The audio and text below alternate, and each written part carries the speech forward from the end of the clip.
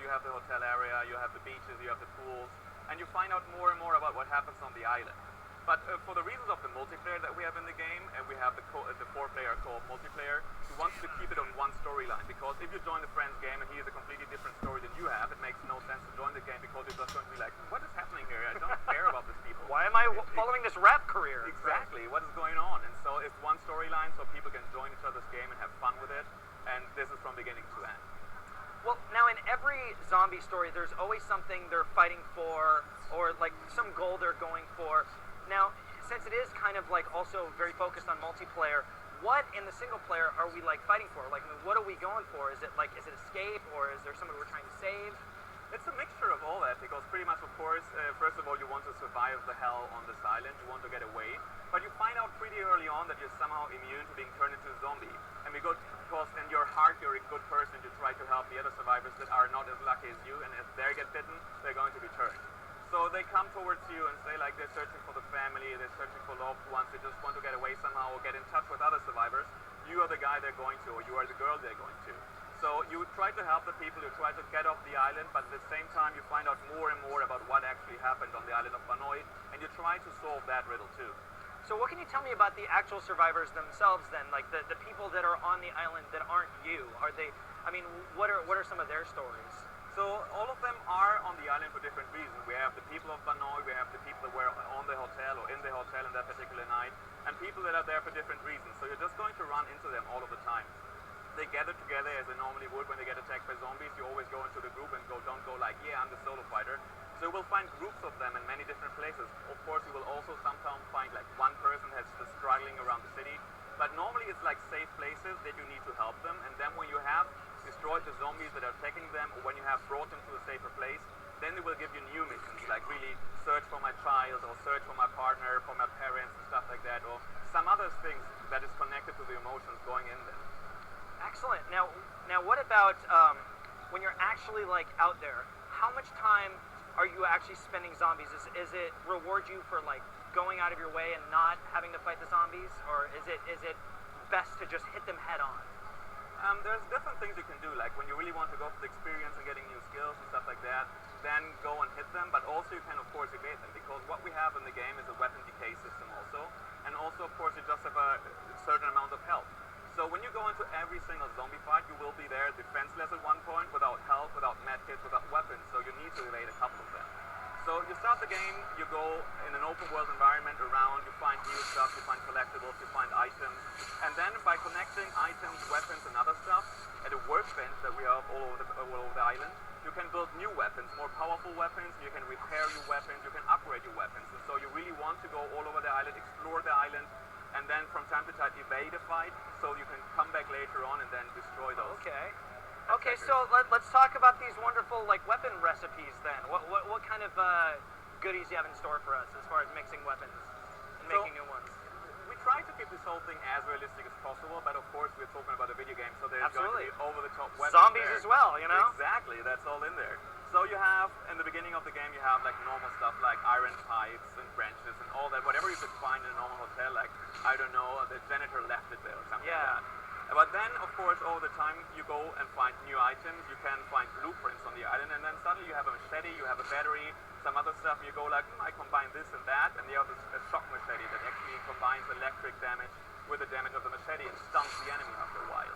You also have other stuff like an impact hammer and crazy, really crazy weapons also, but it's always going to be connected that you will still see some sense in there. So we're not going for the Mickey Mouse with dynamite back there and just throw the Mickey Mouse into it. That I feel like needs to be in some sort of DLC though. Now you guys are obviously going for realism with the stamina meter, but you also, it doesn't look like there's a whole lot of guns in there, which makes sense because it's realism. What can you tell us about the guns? Like what kind of guns and how plentiful is ammo going to be? Ammo is really going to be important because, as said, it's a realistic setting. Not everyone brings a gun and a rifle to the island just for holiday reasons. So in the beginning, you're going to be there and just picking up whatever you can. But then, for example, there's a dead policeman in the city. You pick up his gun and he's got like 15 shots in there. So you fire those 12 rounds, but then you're going to be out of ammunition. Right. So there is going to be handguns and there's going to be rifles and shotguns and all that. But it's not going to be there all the time. So you're going to be focusing on the melee fighting because this is actually weapons that are at your reach. And then sometimes you're lucky enough to get a rifle, and that rifle is going to do some serious damage. But then again, as I said, the ammunition is just limited. Now, when you're playing multiplayer, you're obviously in this open world. Is it a world that like it has like lingering effects? For instance, like if you clear out an area of zombies in like a building, will it just be empty of zombies when you come back? It's different. So sometimes you're going to clear a place, and then the other survivors are going to come over, and you're going to have established a new safe hub there. But then sometimes you come back to a place and there's going to be different zombies there. So it's two things we want to show, that zombies are going to wander around the island in search of food, obviously. So you come back to the beach later on in the game, there's going to be zombies. But then you are going to be progressing in the game, you're going to be growing stronger. So you come back to the place you started the game, and then you're not going to be level 1 anymore, but maybe level 15. So you're going to be really snack those guys over, so you're going to crush their skulls and stuff like that, because not all of them are super powerful. So you have that feeling of progression in the game. Outstanding. Now, big thing I like about zombies is definitely being able to remove a choice piece of the zombie and then seeing them continue on as their way. Are we going to have that that opportunity? We can remove a couple of arms and see them kind of like try and dance and they just can't? Or? Definitely. So we're going to have hit zones in the game. It's really a gory game. You can go for the skull, but you can also like cut off a leg or an arm. There's going to be even zombies attacking you with weapons. So if the zombie's going to wield a weapon in the right arm, you take a hammer or break that arm. So he's not going to be able to break that use that arm anymore. Or you just take a machete and cut the whole thing off, and that's even easier then. And so you cut off both the arms. He's just going to stumble towards you and try to bite you, but that is not going to be like super impressive anymore. So just go and kick him over and crush his skull with it. So Whatever, really, you know. Yeah, it's just the normal stuff. So you go there and you have like all the different hit zones, and you should use them tactically also, because there's going to be different zombies. Some of them are going to be really fast, so you want to go for the legs. Some of them are going to attack from a distance, so you want to knock them out instantly. And then you have the other guys you can just play around with and then finish them off. Is there a defining way you can tell them without them actually doing movement? Oh, that's going to be a runner. Oh, that's going to be a guy that's stronger an upper body? Yeah, definitely. For example, if you go into a scenario, you hear someone screaming in the background and just running towards you from the distance, this is normally the infected, because those are really the aggressive types. So they can smell you, and then in the background, when you go somewhere, you will hear screams all over the place, and then suddenly someone is turning around the corner and hitting you fast. So this is the guy you want to go for the legs for, or just throw him a machete into the face or something like that. Now, I haven't seen the death yet, how you handle death. How do you handle after being like incapacitated? Like, is there a way to revive yourself? Is it like you have momentary down? Like, what do you do? Yeah, you're going to be respawning at a safe place later on. So we're tweaking this right now in multiplayer also. You're going to have a penalty, like XP is going to be drawn away for you, or money or something like that. But you're going to be respawning at a safe place and then starting from there again. A little nitpicky. I do like when music kind of builds up during battle. Is that something you guys have incorporated in here, where like you can sense when there's going to be more zombies because the music's getting a little intense? No, we go more for the surround sound to say so, because pretty much we are in a tropical island. And Okay. what we want to show is like when you walk around the beach, it's going to be the waves in the background. You're going to hear like crickets and stuff like that, so you can really still feel how this island once was. Like close the eyes and it's going to sound like a tropical paradise until that zombie scream comes, and you're going to be like, a little bit afraid instead of that. Very cool. Now, does this actually, how well does this translate to like being a horror game? Is it? Do you feel like this is something that's going to scare us? Are we going to get spooked from time to time, be surprised by the zombies? You're going to be scared and spooked from time to time depending on when you are. So for example, if you have like this wide beach in front of you, it's more going to be about the atmosphere. But of course we have indoor and outdoor levels. We are going to be in the jungle, in the city, and all the different places. So for example, you get into a dark building and the light is out, you just have your flashlight walking around in the hotel or wherever it is you're going to be. Then it's going to be way more spooky because it's dark and you just have the flashlight. And then there's a zombie lurking around the corner, and then you're going to be freaked out, definitely. And then on the other side, it's going to be more about survival, of course, out there, because just like, how do I get out of the situation? So it's more about freaking out because of just the fear of dying instead of lurking around. And definitely, you're going to have to be carrying a few weapons, hopefully, so that you can get out of situations, right? Definitely. But we have a limited amount of guns and weapons, of course, in there. So your inventory is going to be limited to about 10 weapons, something like that. And then you have to drop something if you want to pick up the new weapon. So it's not going to be, I'm walking around with 45 weapons and just go like crazy throwing weapons all over the zombies. Just a death machine. Yeah, exactly. Going like this. No, it's going to be a limited amount. We are going to have unlimited items in the inventory, but weapons are going to be limited. Okay. What about getting around? Is it always on foot, or is there any other way to like maneuver? No, it's not going to be only on foot because the island is just huge. games. So we give you the opportunity to either fast travel to the different areas, but also there's going to be cars on the island. So you're going to be able to walk to a car, just get in there, drive it over to the next place, and have fun with it on the same time, because you can just waltz through the zombies, and it's always fun to just like a zombie attacking you by foot, and you go like, not going to happen, and you went right over it. Really? So what can you tell us about, like, every zombie place has like safe places.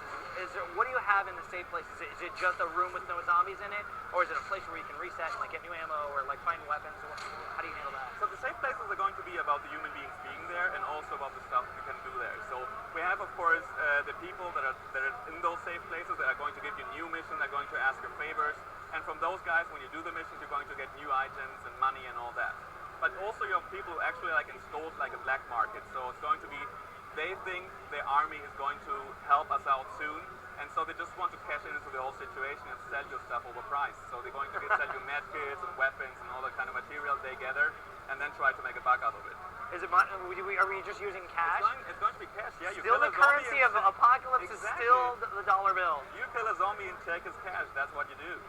So exactly, it's going to be cash, and also what we're going to have, of course, is the items and the weapons and the workbenches. So there is going to be the workbench there on those safe places where you can craft and repair and upgrade the weapons that you want to use. Now, obviously, this location, like you said, I mean, we got people being tourist vendors and stuff like that. This is a different type of location than we've actually really experienced.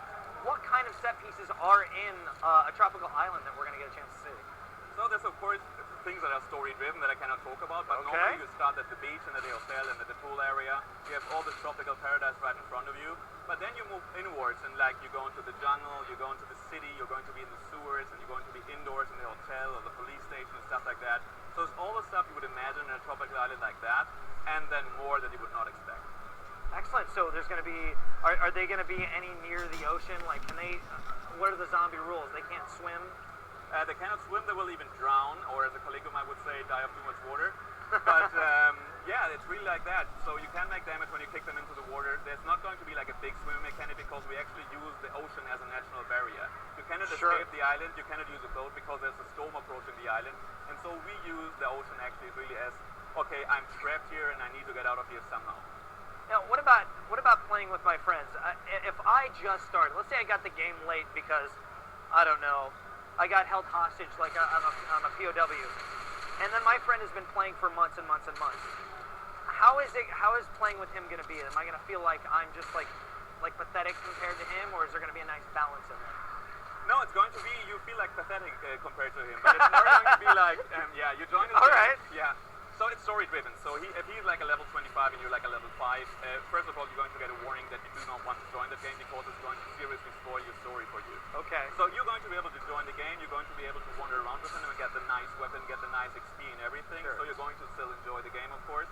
But when you get back to your game, you're not going to be able to take all that XP and all that weapons with you, because else your whole game is going to be screwed. It makes total sense. Yeah. So don't get caught. Don't be a war POW. Exactly. Okay. Just keep playing all the time. All right. Well, thank you, Vincent. Thanks for showing us Dead Island. Thanks really excited about it.